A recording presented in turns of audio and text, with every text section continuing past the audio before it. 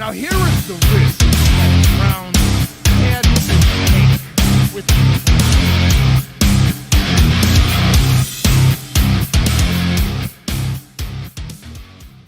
I love you, Cleveland, and I love you, Ohio, and a very pleasant welcome to this week's version of Bonus Time with Drennan here on the Big Play Sports Network. Hi, I'm Bruce Drennan, along with Ryan Smith. We welcome you to this week's show, and of course, following the Super Bowl, we've got a lot of commentary concerning the big extravaganza. Ryan, how you doing this week, partner? I'm doing pretty well, Bruce. 24. Do you know what I'm referring to right now? 24. I'm drawing a blank. 24 degrees out right now in the great city of Cleveland. Today. Oh, God. I wish it was my birthday. Does that mean you're the same sign as Saquon Barkley? No, it's Bruce. It's actually not my birthday. I was referring to the frigid temperature in Cleveland, Ohio, 24 degrees. I am 24, though, so you did get that part right. Oh, my. You did get that part right, though. Yeah, of course, I am coming from – he's fueling me is what he's doing, because I've been conducting the shows here from December, January now, and Feb from Florida. I'm in Cape Coral as we speak, in case you haven't seen some of our previous shows from down here in the Sunshine State. But glad to have you with us, and certainly a lot to cover on today's show. So let me start with Super Bowl 59, where Philadelphia – I predicted Philadelphia would win the game, but I didn't think it would be like it was. 40-22, and that score doesn't indicate how lopsided it was. Let's face it, the more talented team won this game. This had to be superstar Patrick Mahomes' worst game ever. Worse than his loss to Tom Brady and the Tampa Bay Buccaneers 4 years ago, because he was injured in that game, if you recall, and he played hurt. Now think of this. Philadelphia defensive coordinator Vic Fangio didn't blitz Mahomes once. Yet the Eagles defense applied constant pressure on Mahomes throughout the game. The Eagles actually generated pressure 38% of the snaps. The Eagles didn't have to blitz. They were winning the battle of the trenches decisively. Mahomes got picked twice, including a pick six by sensational rookie Cooper DeJean, who was celebrating his birthday, along with Saquon Barkley. The Eagles came into this game with the number one ranked defense in the National Football League, and especially on synthetic surfaces. In 5 games on turf this season, they averaged season lows in points allowed, 11.6, yards allowed, 211, yards passing allowed, 128, and sack rate, 10.3. The Eagles sacked Mahomes 6 times. Patrick Mahomes. He hadn't been sacked that many times in his career. Really amazing. It was obvious the Chiefs were not going to let Saquon Barkley beat him. So, Super Bowl MVP Jalen Hurts took it upon himself to excel, and excel he did. Hurts finished 17 of 22, 221 yards and 2 touchdowns, and he really hurt the Chiefs with his legs, rushing for 72 yards and scoring a rushing touchdown with the patented tush push. Chiefs held Barkley to only 57 yards rushing on 25 carries, but it didn't matter. The Eagles absolutely dominated. It was 24-0 at halftime. Eagles head coach Nick Sirianni was mocked by fans chanting, "Fire Nick, fire Nick." That was during a win over our Cleveland Browns in October. He was called a clown. Well, he certainly silenced his critics, didn't he? Philadelphia outplayed Kansas City in every facet of the game. So much for the Mahomes-Travis Kelce combo. Kelce didn't catch a pass until the fourth quarter.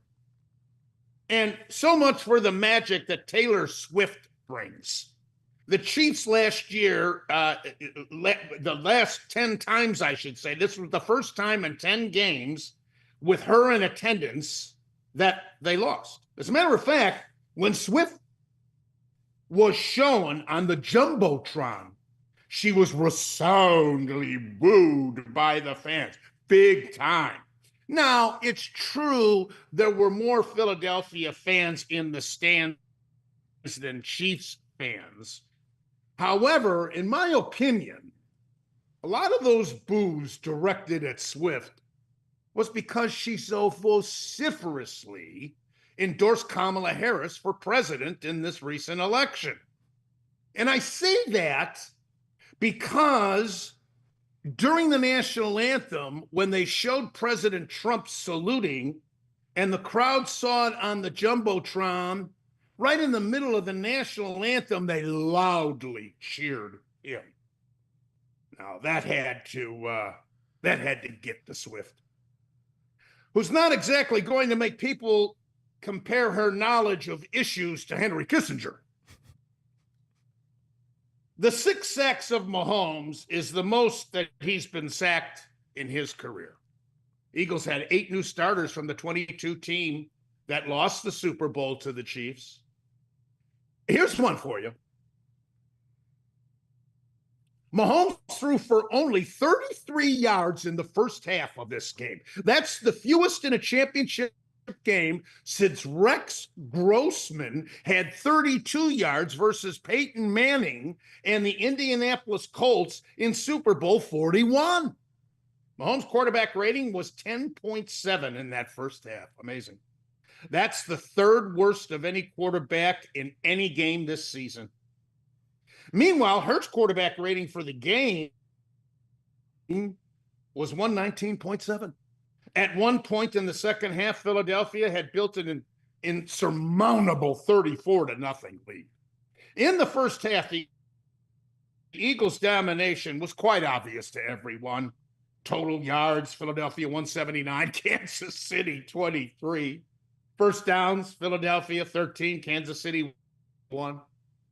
Time of possession, Philadelphia 19:59, Kansas City 10:01. Kansas City gained a first down on their first possession of the game, but after that, they went 13 possessions without gaining a first down. This Super Bowl was the 9th rematch in Super Bowl history. In the previous 8 games where there was a rematch, the team that won the first game went 6-2 in the second game. So now the record is 6-3. Super Bowl 59 will go down as one of the biggest routs ever. Green Bay's wins over Kansas City and Oakland in the first 2 Super Bowls. Oakland's 32-14 victory over Minnesota in Super Bowl 11. The LA Raiders romp over Washington 38-9 in 1984. San Francisco's 38-16 win over Dan Marino in Miami in Marino's rookie season in Super Bowl 19. The Chicago Bears massacre of New England 46-10 the very next year. Washington 42, Denver and Elway 10 in 1988. We should have been in that Super Bowl. San Francisco 55, Denver 10 2 years later. We should have been in that Super Bowl. Dallas 52, Buffalo 17 in Super Bowl 27. San Francisco 49, San Diego 26 in 1995. Baltimore 34, the New York Giants 7 in Super Bowl 35. John Gruden's Tampa Bay Bucks 48, Oakland 21 in 2003. Seattle and Russell Wilson 43, Denver 8 in 2014. If Mahomes and Kansas City didn't score a couple of garbage touchdowns at the end of the game, this one would look even worse. So now Mahomes is 3-2 in the Super Bowl, and Hurts is 1-1. Anybody proclaiming that Mahomes is better than Tom Brady. And don't get me wrong, I think Mahomes is a very gifted, tremendous quarterback who will go down as one of the greatest. And maybe because he's young enough, he will surpass Brady. I think he has that potential going for him, especially with the start that he's gotten off to here in his 20s. But I'll tell you, a lot of people I've talked to, Ryan, went to sleep at halftime, third quarter, even though this was the highest rated Super Bowl ever. As the game went on, those ratings diminished. Yeah, this was a bloodbath to say the least, and I'm glad that the Brady comparisons with Mahomes can go to rest for now, as they should. This is really the second time ever that I've seen Andy Reid and Patrick Mahomes be completely outcoached, outclassed. Goes back to the Super Bowl against Tom Brady and the Buccaneers, but that didn't even look that bad. I know the score was relatively the same.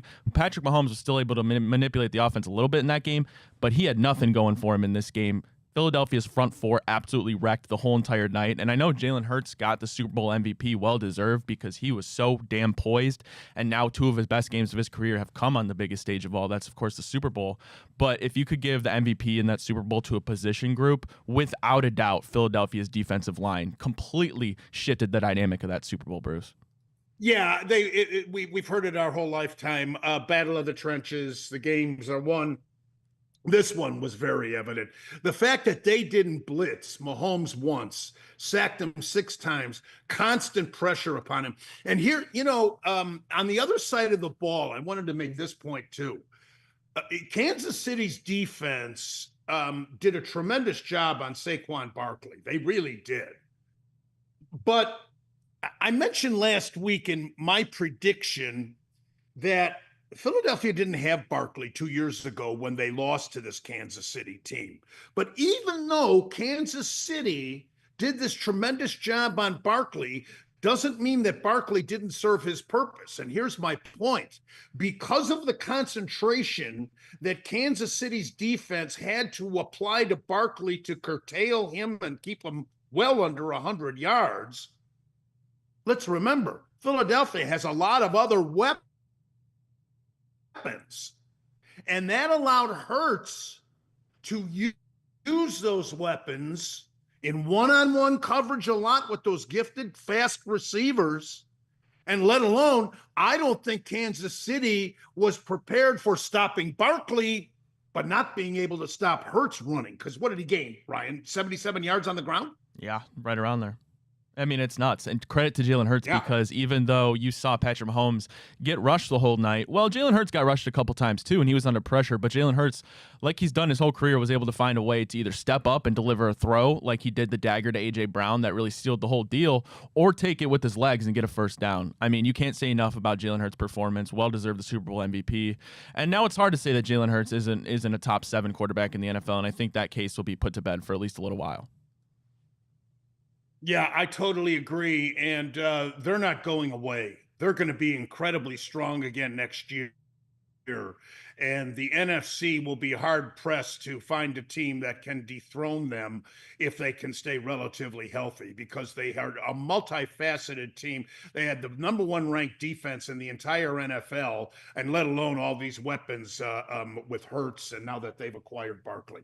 All right, well, when we come back, we want to take a look at review the halftime show, as well as your favorite commercials. That's next. Bonus Time with Drennan here on the Big Play Sports Network.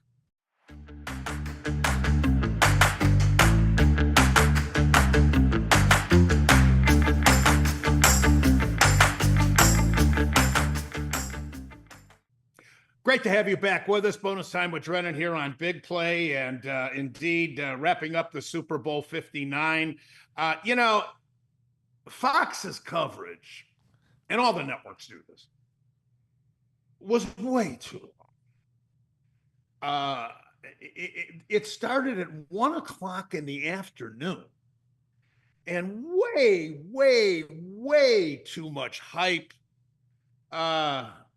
I don't know about you, but I don't know what the necessity was to have Brad Pitt go into this philosophical, on the stairs, huddle mentality and let alone Tom Cruise too. I mean, come on, way too much hype. I was so sick of it. I don't know about you, Ryan. So I didn't actually. This is the first I'm hearing of this. I didn't tune in till around 4 p.m. So I did see a little bit of the Tom Cruise stuff. I saw John Hamm and Bradley Cooper lead out their respective teams, but I didn't see Brad Pitt actually. Now I'm gonna have to go and look it up on YouTube. I didn't know he was there. He was on this stairwell with all these different levels of stairs and going through this stupid philosophical thing about a huddle. The halftime show featured the Grammy Award winning rapper Kendrick Lamar. Now, I'm sorry, but I must plead ignorance. I'm ignorant. I admit it. I speak English. My two best subjects in school going centuries back were history and English. I speak English. I got a little bit of Spanish too. All those years I vacationed with my wonderful wife, Jackie, down in Mexico, I'd speak a little Spanglish and they appreciated just the effort, so I know a lot of words. But I'm ignorant. I say it over and over.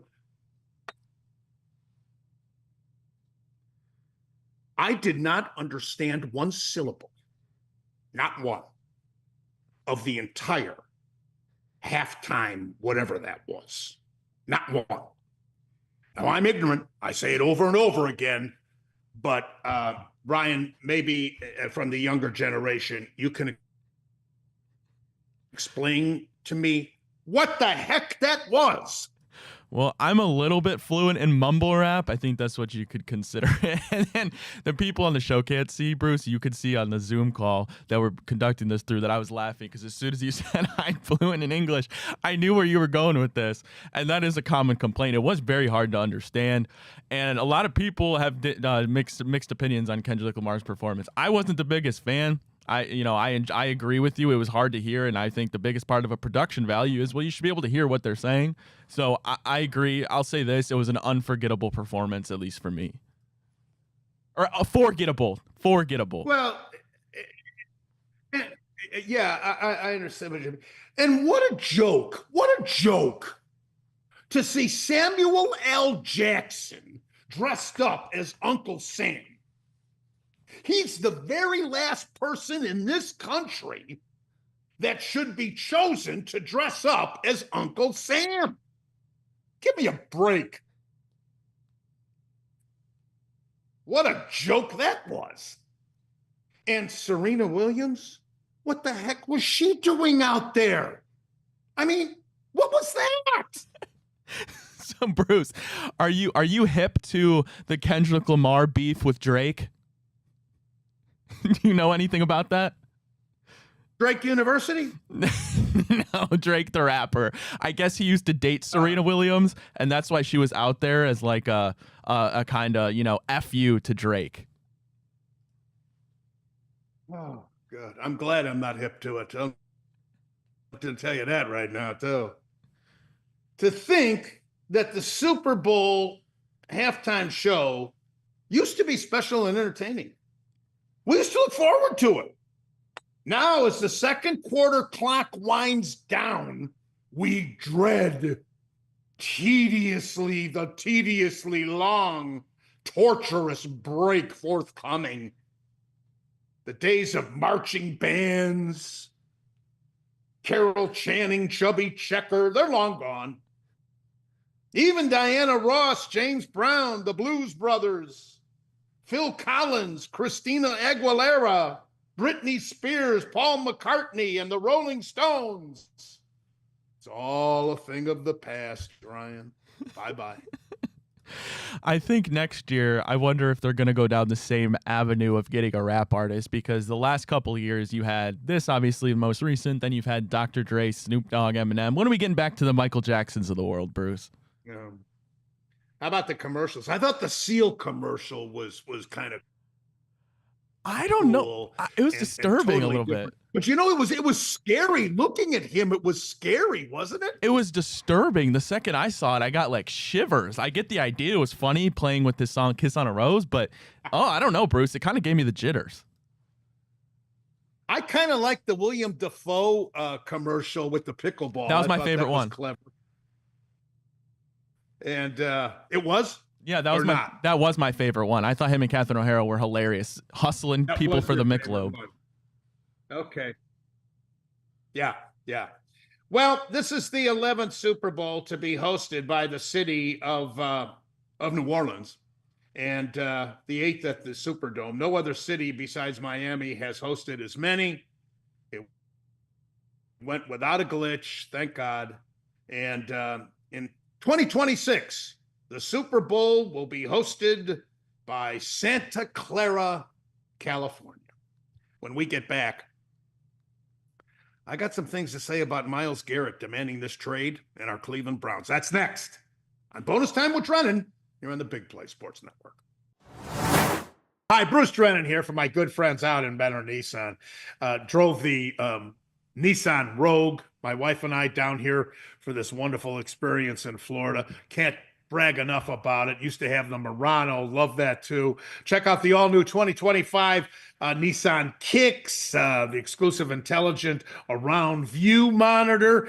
Take advantage of the new Nissan Maintenance Care that, of course, gives you 3 oil changes. It provides the first 2 years, 24,000 miles on qualifying new 2025 Nissan vehicles. And of course, Miller Nissan been in business for so many years, teaming up now with Infinity of Akron, Infinity of Beechwood. Such a selection for you. Service staff, right on down from the top, of course, Ray Sminchak, the owner, Jamie, he partnered with the Infinity groups. And you're talking about a generation family-owned operated company, certainly emphasizing and focusing on the high level of customer care and service, pillar in the local community.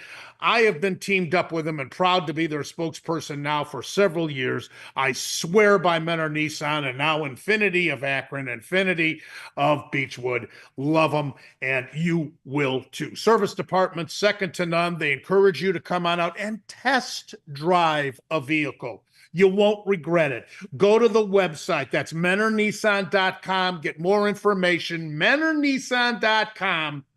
I love you, Menor Nissan. All right, Bruce Drennan, Ryan Smith with you for Bonus Time with Drennan here on Big Play. I want to devote this next segment to Myles Garrett coming out and winning a trade. What should the Browns do? Myles Garrett has requested a trade. I don't blame him, nor should you. How many times has the front office vowed we're heading in the right direction? Perhaps the worst thing that could happen was aging veteran Joe Flacco last year bailing out the franchise in the 2023 season and qualifying our team for the playoffs. That gave us false hope that it was the start of a playoff run year after year, like we enjoyed in the 80s under Marty Schottenheimer. But then what? A 14-loss season and no sane outlook for contention in the near future if you maintain the status quo. The Browns have major problems, and Garrett knows it. After all, the coaching changes, Hugh Jackson, Greg Williams, Freddie Kitchens, now Stefanski. Garrett has endured an 0-16 season. That was in his rookie year. Followed by 7-8-1, 6-10. He has played 8 years in Cleveland, and only 2 of those seasons have the Browns had a winning campaign. And never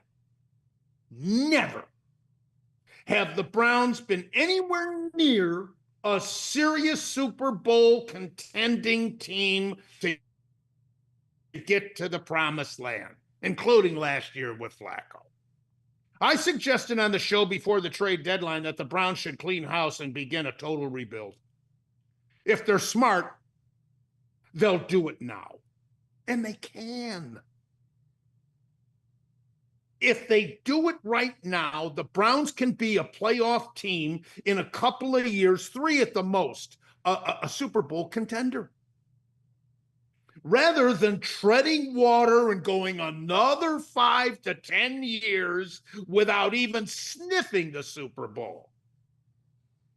The Browns can get plenty for Myles Garrett. Trade him. The Browns can get a very substantial return for Denzel Ward. Trade him. Joel Bitonio. Trade him. We just celebrated Super Bowl 59. 59 years. 59. The Browns are one of only 4 franchises in the entire National Football League that have never been to the Super Bowl. 2 of them are expansion teams, Houston and Jacksonville. The other, the Detroit Lions, and they're light years ahead of the Browns in achieving that goal, especially if the Browns trade Myles Garrett to the Lions. And by the way, if the Browns did that, Garrett would be in the NFC, not the AFC. 59 years and counting. Think of how many tremendous, loyal Browns fans have died in that 59-year span. Never experienced the ultimate goal of getting to the Super Bowl, let alone winning it. And think of this: Arizona, Atlanta, Carolina, Tennessee, the San Diego, now LA Chargers, Seattle, and the Tampa Bay Buccaneers have all made it to the Super Bowl, and the latter 2 have won it. Tampa Bay actually has won it twice. Now, do any of these franchises have as good or as big a fan base as the Cleveland Browns? Do any of these franchises have the history going back to the 40s like the Cleveland Browns? The Browns organization is so lucky to have you. So lucky. Think of St. Louis. They've gone to 2 Super Bowls. They won 1. And that's such a baseball market, best in the country. When the Rams went back to the West Coast, they couldn't care less. I've said it a million times over all the decades that I've been on radio, on television here in beautiful northeastern Ohio, although Ryan says it's 24 degrees today. You Browns fans are the best fans of any team in the 4 major sports, bar none, because you have remained loyal, loving, and devoted to arguably the biggest joke of a franchise that sports has ever seen. I hate to say this, but dispute any of what I just said. Go ahead, Ryan.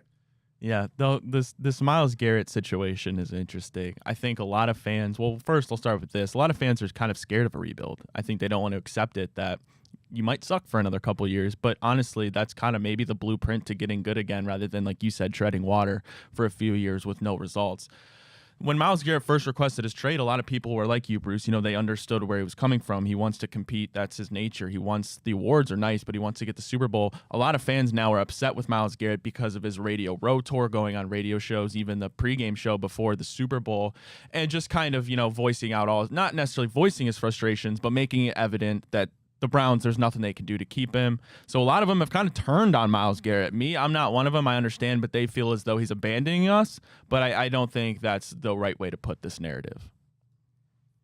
Well, you know, he also he's a smart guy, and he saw the legacy of Joe Thomas. Joe Thomas played how many years in his Hall of Fame career in Cleveland, and what did he have to show for it? Never made the playoffs. What a joke. Yeah. I mean, what a joke. So Garrett doesn't want to go through that. And I truly believe Garrett when he says he loves you Cleveland fans. But I mean, what, 8 years isn't enough to give this franchise time to build a team around him to have a serious contender for the Super Bowl? As I said, let me reiterate with what I presented to you. The Browns haven't even come close to being a serious Super Bowl contender in the AFC since they've come back in 99. You got to go back to the 80s. I went through all of those, the history of the Super Bowl on last week's show, if you were with us.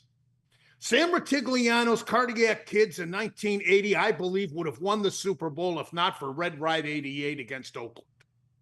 And Marty, I don't know if the 3 years, actually 2 of the years, Bud Carson was the coach the third year that we lost to Denver.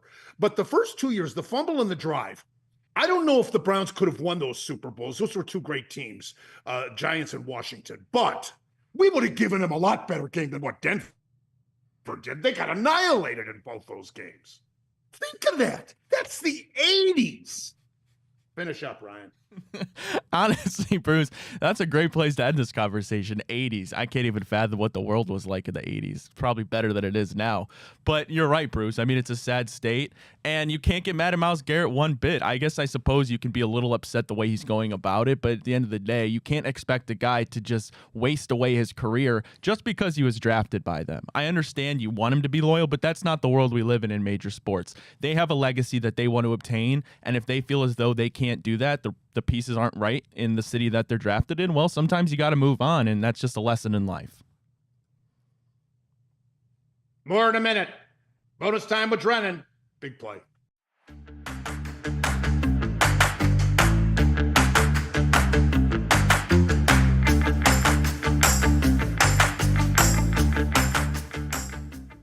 Well, our Cleveland Cavaliers continue to just raise eyebrows all over the NBA. Since our last show last week, win over Detroit on the road, at Washington, another victory, at home against Minnesota. Tonight, the Cavs will play at Toronto, 43-10 record, second best in the entire NBA. Only Oak City, 43-9, nip and tuck with them. Although I would say this, Ryan, the LA Lakers have won 6 in a row, 9 of 10. They've now signed 7-footer Alex Len and team him up with LeBron James and newly acquired Luka Doncic. They're going to be formidable. I'm glad they're in the West. But don't think for a minute that they're not going to give Oak City or anybody else all they want in those playoffs. Yeah, I mean, what they were missing now that they got rid of Anthony Davis, obviously, was they needed that center rim protector presence. The Mark Williams trade fell through, but they went and go ahead and got another 7-footer in Alex Len. And listen, Luka's still in his prime, and Austin Reeves is a hell of a third option. You saw what he did when both were out, dropping a career high in 45. But for the Cavs, man, I mean, you can't be mad one bit. They went to the trade deadline, they weren't content, and made the move for DeAndre Hunter. And I know it's early, but so far the return looks good, and that's a move you make to contend with the Boston Celtics when it really matters, when you're getting into these deep playoff runs. And I think the Cavs right now have a tremendous chance. Obviously, the expectation is the Eastern Conference Finals, but with this move, Bruce, I mean, the NBA Finals expectations are feeling real. Well, I applaud Kobe Altman. By the way, I'm wearing my Cavs shirt. If you can't see it, I want to display that logo. I applaud him for this trade. It was a daring trade because LeVert was a valuable player. Niang, okay. But this Hunter gives us exactly what we needed on the perimeter. He's an outside shooter. He's 6'8". He's a good defender. I applaud Altman.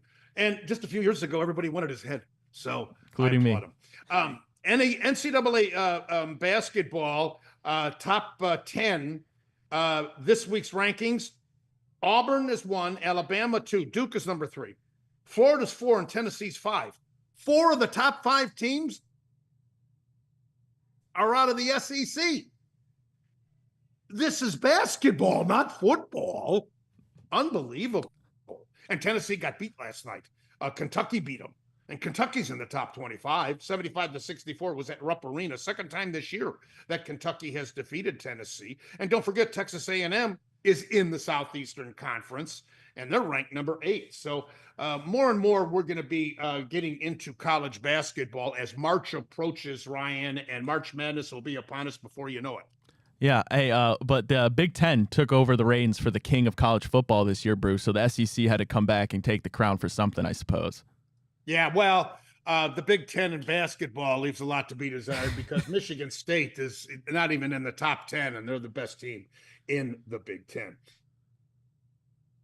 How about Jim Tressel, former head coach at Ohio State, being named by Governor DeWine as the new lieutenant governor of the state of Ohio? How about that, huh? Hey, man, I didn't realize he had a political background. I don't know much about the move, but I know he's a popular guy, so I suppose it makes sense. He needed somebody to replace Husted now that Vance is in the Oval Office. So, hey, I guess in politics these days, does anything really surprise you? Yeah, Jim's a class act. I saw him a couple of summers ago at that fundraiser. Annika Sorenstam married Mike McGee, from East Palestine, where that train derailment is still affecting those poor folks. And Tressel was one of many, many celebrities that was in attendance, and it was good to see him and talk to him. And he said that he was very happy, didn't miss coaching. He told me, he said he was very content in life, but now he takes on this endeavor as lieutenant governor. We wish him nothing but the best. All right, when we come back, the Guardians have a new TV deal and a new channel and new everything as far as you watching our baseball team. That's next on Bonus Time with Drennan.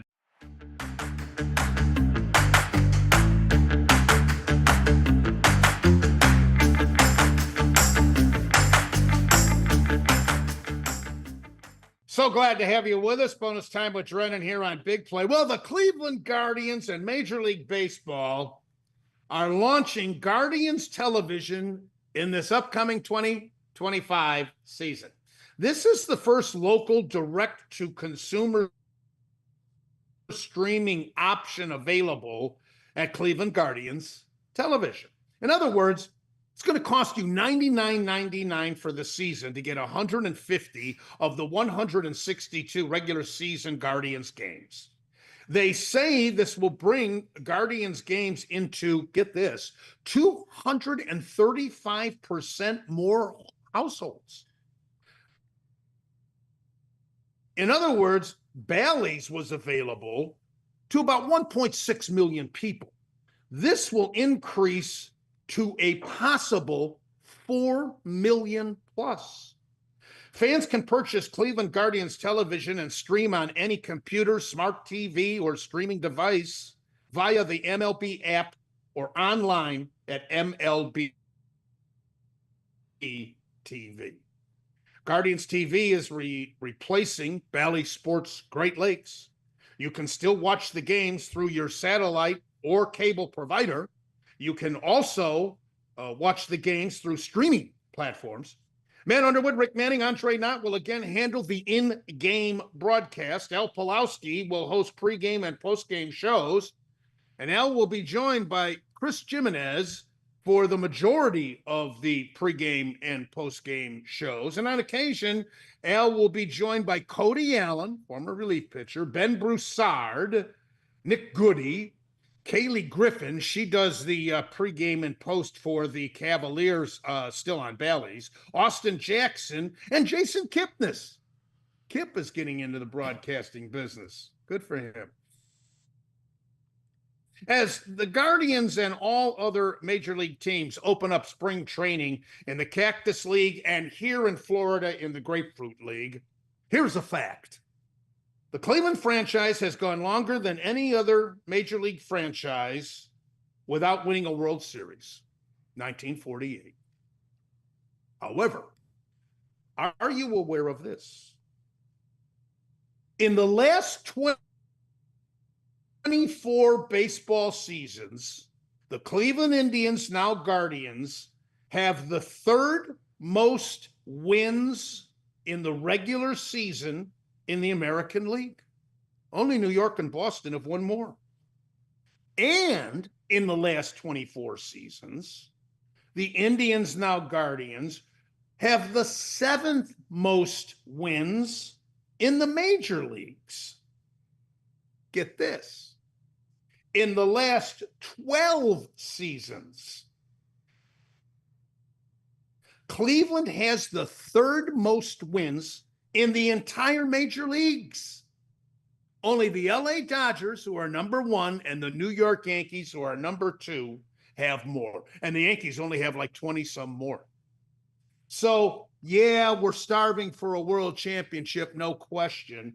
I've had a few close calls, obviously 97 and 2016. But every single year, I mean, the Browns should enjoy this kind of success. Yeah, I mean, it's, everybody knows the regular season's nice and the Guardians are always going to be competitive, but it does get a little bit sick and tiring, when you get to these big playoff matches, these series, the ALCS, ALDSs, and even the World Series back in 2016. And 2016 was an exception to what I'm about to say because they were very, very damn good and should have won the World Series, as we know. But you go and you play these teams like the Yankees who have the Juan Sotos, the Aaron Judges, right? I mean, it gets frustrating because they ultimately perform when it matters the most, and home runs in the playoffs mean so much more.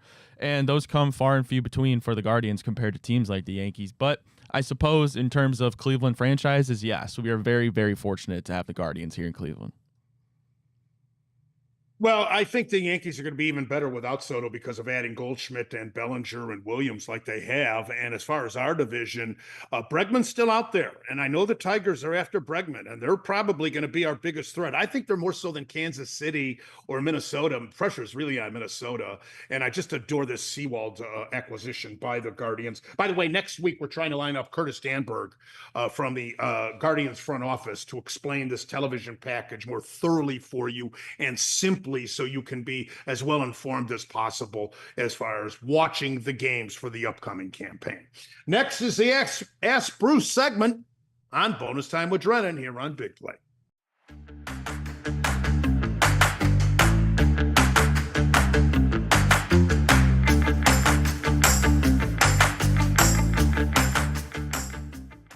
Okay, it's the Ask Bruce segment. Fire away, Ryan. All right, well, I guess spring training is right around the corner because we've got a plethora of Guardian-centered questions, starting with this one. Hey, Bruce, has the Dodgers' current ownership gotten more ridiculous at buying players than George Steinbrenner's Yankees back in the day? What a great point. What a great point. When Steinbrenner was alive, he was notorious in using that money that market brings in from radio and TV, the revenue, in buying big players, Reggie Jackson, Catfish Hunter, Dave Winfield. It goes on and on and on. That's fascinating. Yeah, I think it's comparable now. Of course, the money's even increased more so. But the Dodgers going out and getting this other pitcher to team up with Ohtani and the rest of this superstar team, it's hard to believe. But you know what? There's no guarantee that they're going to win the National League again. The Mets getting Alonso, I think, is vital for them to. Had they not signed Alonso, you're only replacing his numbers with Soto. But the Braves are going to be strong. We'll see. But yeah, I think it's a great point. All right. Hey, Bruce, do you view Bo Naylor as the Guardians' long-term answer at catcher? I hope so. I wish I could definitively tell you yes, but I can't yet. Book's still out. I think it's great that we re-signed Hedges. He's a clubhouse influence, great teacher, mentor for the young Naylor, but the book's still out on the kid. I hope so. Alrighty. Hey, Bruce, if you had to put money on it today, who do you believe will win the 5th rotation spot for the Guardians? Ooh, I really am pulling for either McKenzie or Logan Allen. I really am. I think this kid we got from Pittsburgh is going to be in that rotation. There's no question, along with Bybee and Williams and Lively. He's earned it based on what he did last year during the regular season. But there's several other guys. And then remember this, come All-Star break, we should have a healthy Bieber. So the pitching and the bullpen is still tremendous. The pitching for the Guardians is top to bottom is one of the best staffs, especially that bullpen in the major leagues. Alrighty, hey Bruce, we'll flip it over to football now. Do you believe the Cleveland Browns owe anything to Myles Garrett in terms of where he is traded and honoring his request to go to a contender? Yeah, I do. I do. He's been totally loyal. He's been a model citizen.